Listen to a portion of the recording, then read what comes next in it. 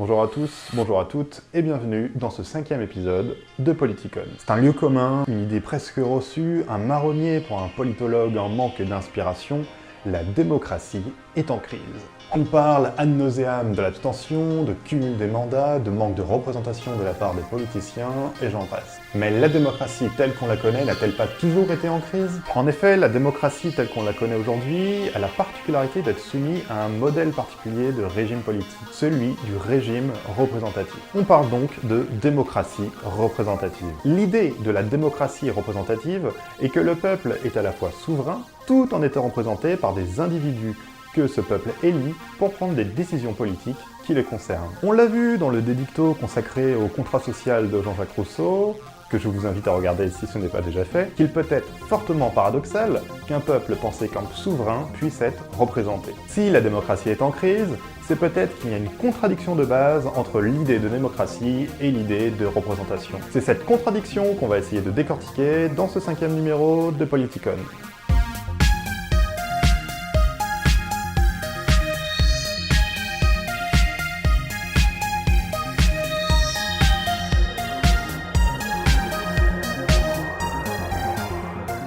La démocratie n'a pas toujours été représentative, et si cela nous paraît à peu près évident aujourd'hui, il suffit de se rappeler l'Athènes du 6e et du 5e siècle avant Jésus-Christ. Le modèle représentatif de la démocratie tel qu'on le connaît aujourd'hui est le fruit de plusieurs siècles de construction historique. Dès le début de son ouvrage « Principes du gouvernement représentatif », le politologue Bernard Manin écrit ceci. « Les démocraties contemporaines sont issues d'une forme de gouvernement que ses fondateurs opposaient à la démocratie. » Qui étaient donc ces fondateurs de la démocratie représentative, du régime représentatif? Et pourquoi opposaient-ils leur forme de gouvernement à la démocratie, entendue comme exercice du pouvoir par le peuple? Mais avant de répondre à ces questions, étudions avec Bernard Manin ce que signifie un régime représentatif en démocratie. Manin décrit le régime représentatif comme un type de régime mixte et équilibré, comportant à la fois des éléments démocratiques et des éléments oligarchiques. Ces éléments se retrouvent dans la typologie des principes du régime représentatif, élaborés par l'auteur et qui sont au nombre de 4. Le premier principe dit que les gouvernants sont désignés par élection à intervalles réguliers. Le deuxième principe stipule que les gouvernants conservent dans leurs décisions une certaine indépendance vis-à-vis des électeurs. Selon le troisième principe, les gouvernés peuvent exprimer leur opinion et leur volonté politique sans que celle-ci soit soumise au contrôle des gouvernants. Enfin, pour le quatrième principe, les décisions publiques sont soumises à l'épreuve de la discussion. Selon la distribution et la force de ces 4 principes, Manin distingue 3 types particuliers de régimes représentatifs selon leur évolution historique. Le parlementarisme, la démocratie de parti et la démocratie publique. Actuellement, nous nous trouvons dans le troisième modèle, celui d'une démocratie d'opinion, d'une démocratie publique donc, basée sur la communication et l'omniprésence des médias, sur l'image électorale, les sondages, les lobbies, etc. Mais alors, en quel sens le régime représentatif peut-il être pensé comme étant oligarchique, c'est-à-dire renvoyant à un gouvernement des élites? Eh bien, il est oligarchique dans le sens où les représentants ont une indépendance décisionnelle vis-à-vis du peuple. Le mandat impératif, qui les oblige à respecter les préférences de celui-ci, est interdit par la Constitution en France.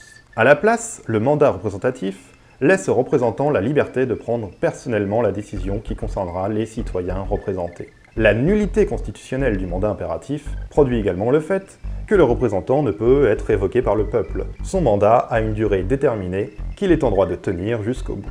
C'est ce qui ressort ainsi du deuxième principe pensé par Manin. Pourtant, le régime représentatif peut être pensé comme démocratique, par le fait entre autres des libertés accordées au peuple, la liberté d'opinion, d'expression, d'association, etc. Enfin, le principe de l'élection est à double tranchant. L'élection est historiquement aristocratique et oligarchique, comme le rappelle Manin dans son livre, et elle prend sa teneur démocratique dans la possibilité donnée aux électeurs de sanctionner les représentants sortants après son mandat, ce qui renvoie donc au premier principe de Manin. L'élection est ainsi le mode oligarchique de sélection des élites à l'accès au pouvoir, mais aussi son mode rétrospectif et démocratique de révocation de ces mêmes élites. Comment ce régime représentatif a-t-il donc pu naître et comment a-t-il évolué? Pour répondre à ces questions, il faut remonter aux périodes révolutionnaires du XVIIIe siècle. Avec les révolutions anglaises, américaines et françaises, l'absolutisme royal est remis en cause. Et l'on cherche à mettre en avant l'idée d'un peuple souverain, détenteur de droits et de libertés inaliénables, tout en voulant assurer le pouvoir économique et social du groupe social qui a remplacé l'aristocratie et la noblesse au pouvoir, c'est-à-dire la bourgeoisie. Cette dernière veut se constituer en une élite gouvernante, et pour ce faire, elle apporte plusieurs arguments en faveur de la représentation du peuple. Parmi les nombreux débats autour de cette question, on peut retenir celui qui a agité l'adoption de la Constitution américaine en 1787.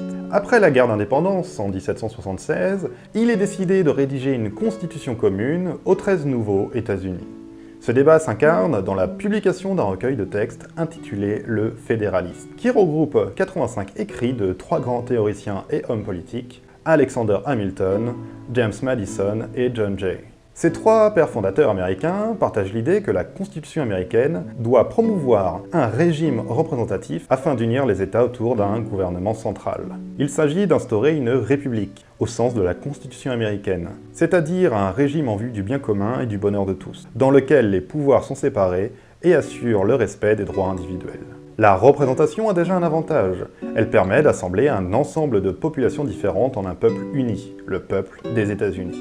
Enfin, l'élection des représentants assure, selon Madison, bien qu'en principe tout le monde puisse être élu, riche ou pauvre, que ce seront les plus vertueux qui seront choisis. Et pour simplifier les thèses d'un Hamilton, par exemple, pour représenter, il faut avoir du temps et certains talents particuliers. De même, il faut faire preuve de rationalité, de sagesse, ne pas être influençable. Or, les personnes les plus riches remplissent tous ces critères. Si l'on est riche, on ne peut pas être corrompu, puisqu'on n'a pas besoin d'argent. Enfin, on n'a pas besoin de toujours travailler. On peut alors avoir du temps pour rationaliser sa pensée, se cultiver et former son esprit. Et surtout, pour s'occuper des affaires de l'État. Si l'on est pauvre, on est plus ignorant, plus influençable, plus corruptible, davantage passionné, moins rationnel. Le bas peuple ne peut dès lors s'occuper des affaires de la cité qui concernent le bien de tous. Les représentants doivent donc être plutôt différents des représentés et ne pas partager leurs conditions de vie. De plus, la représentation permet d'éviter les effets de faction, c'est-à-dire la prise en compte dans le pouvoir politique d'intérêts particuliers opposés. Ces factions sont les résultats de passions, et comme on l'a vu, l'élection permettrait de sélectionner les individus les plus vertueux et les plus raisonnés. L'élection permet donc, selon Hamilton, Madison et Jay, de désigner ceux qui sont le plus capables d'agir en faveur du bien commun. Ainsi, Madison écrit-il à propos de la représentation, « Elle l'épure et élargit l'esprit public, en le faisant passer par l'intermédiaire d'un corps choisi de citoyens, dont la sagesse est à même de discerner le véritable intérêt du pays, et dont le patriotisme et l'amour de la justice seront les moins susceptibles de sacrifier cet intérêt à des considérations éphémères et partiales. » Au début de la Révolution française, le célèbre abbé Sieyès, auteur de « Qu'est-ce que le tiers-État ?», présentera des arguments similaires. Ainsi, pour ce dernier, la nation française ne devient réellement existante que par la représentation. La nation étant une entité abstraite, non tangible, il faut des représentants pour pouvoir l'incarner.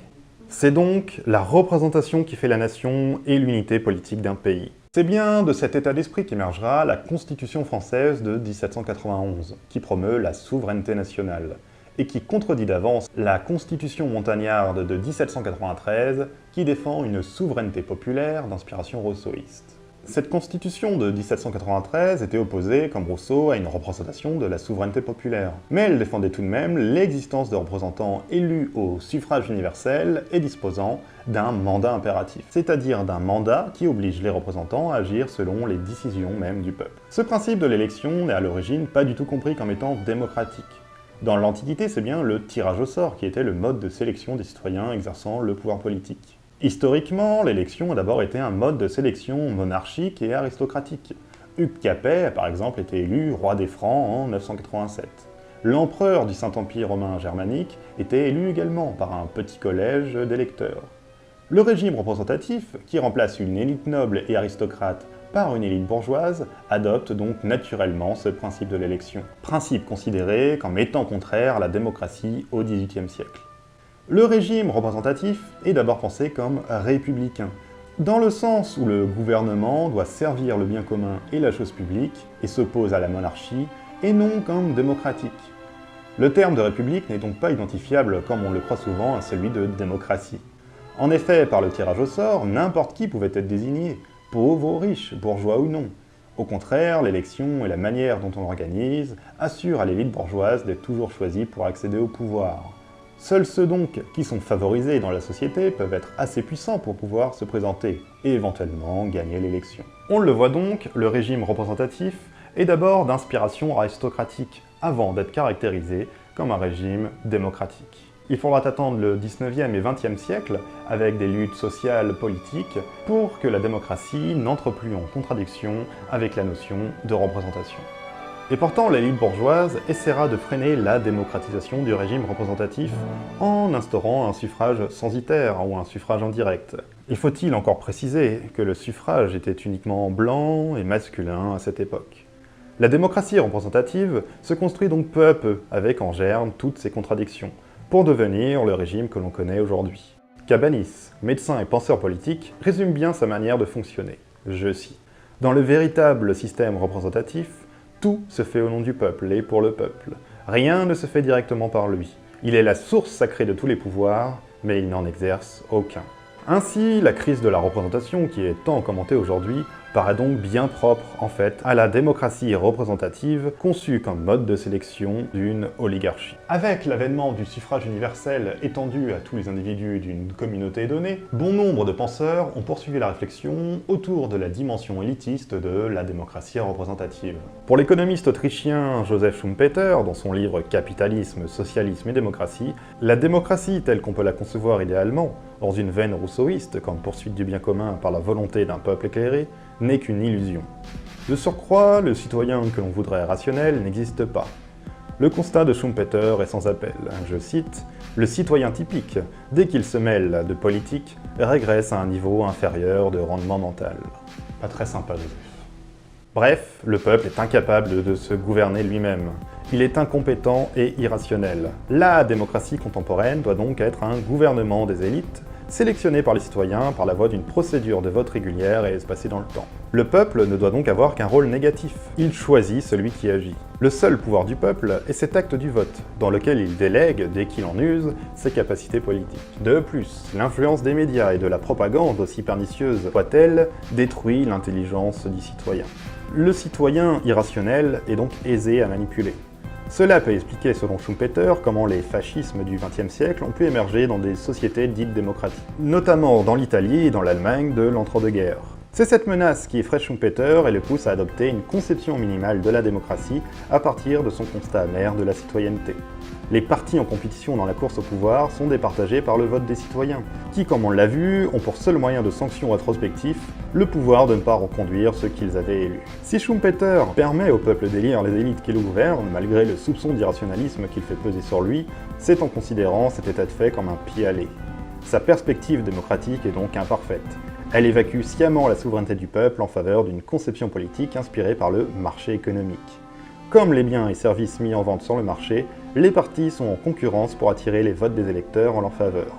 Par effet de concurrence, les électeurs doivent pouvoir rationaliser, dans la mesure du possible, leurs décisions politiques, de la même manière qu'ils le feraient en choisissant un produit dans un supermarché, selon son prix, ses qualités, etc.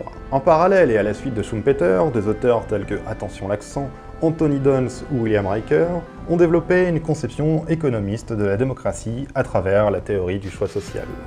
Le théoricien politique Jon Elster, dans son article paru en 1986 intitulé « Le marché et le forum », critique cette conception. Elster avance l'idée qu'il ne faut pas confondre, d'après le titre de l'article, le marché comme outil d'organisation des biens économiques et le forum entendu comme domaine de la politique et du débat public.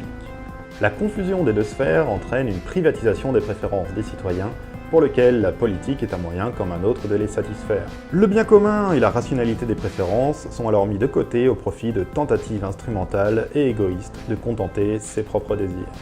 Elster propose une vision intermédiaire de la démocratie influencée par l'éthique de la discussion de Jürgen Habermas. Dans la perspective de cette conception développée par Elster, inspirée par Habermas, les préférences des citoyens doivent être transformées grâce à une discussion rationnelle. Cette discussion publique et rationnelle se retrouve au cœur du modèle de la démocratie délibérative notamment théorisés par John Rawls et Jürgen Habermas, que l'on étudiera dans le prochain épisode de Politicon.